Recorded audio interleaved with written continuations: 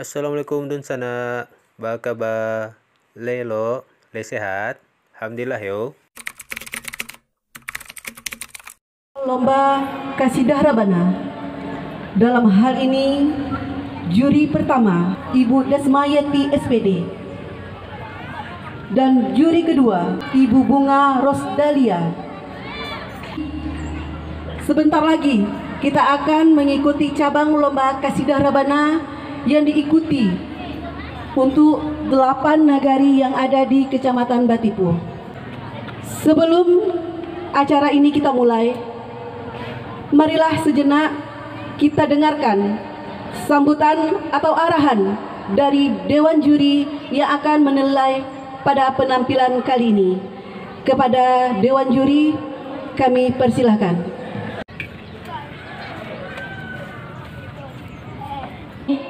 Dari Dewan Juri akan menyampaikan kriteria penilaian dalam lomba Kasidah Rabana. Yang pertama adalah kita akan menilai kekompakan instrumen. Instrumen adalah dari gandang yang ibu-ibu pergunakan nanti. Terus di sana akan didapatkan dalam instrumen itu ada penilaiannya yang namanya gerak. Yang dipukul oleh ibu-ibu nanti itu harus sesuai dengan gerak dengan pukulannya. Yang kedua adalah teknik vokal, tempo, dan nada. Nah, itu adalah 3 penilaiannya. Yang keempat adalah keserasian kostum. Yang berikutnya adalah kekompakan di dalam melakukan gerakan. Di dalam kostum kita akan menilai juga yang namanya adab. Ya, jadi di dalam adab itu kita nilai masuk dalam kriteria penilaian kostum.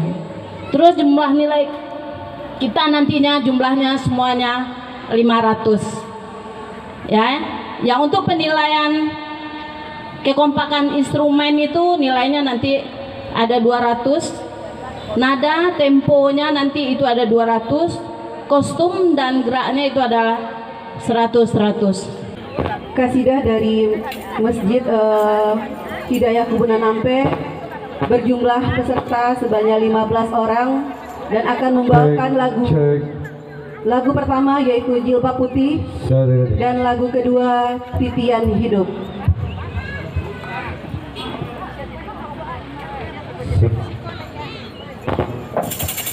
Halo, cek.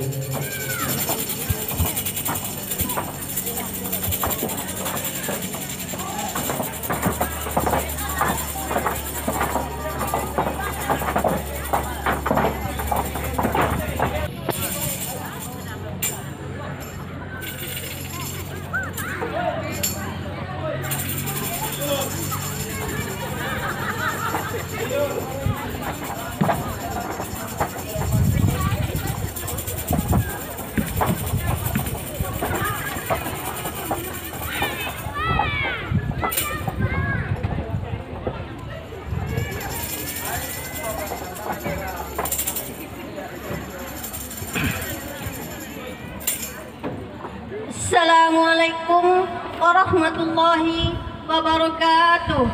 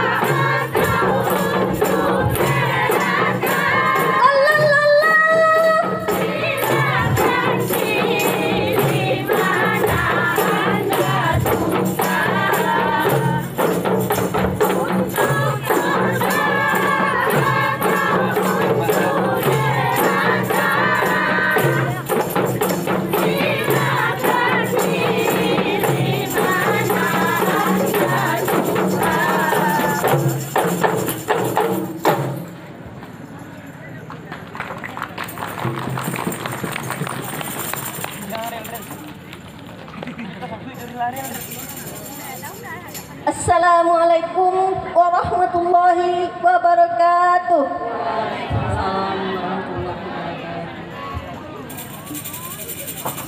Baiklah, kita beri aplaus sekali lagi untuk Qasidah Rabana kita yang pertama. Terima kasih Ibu.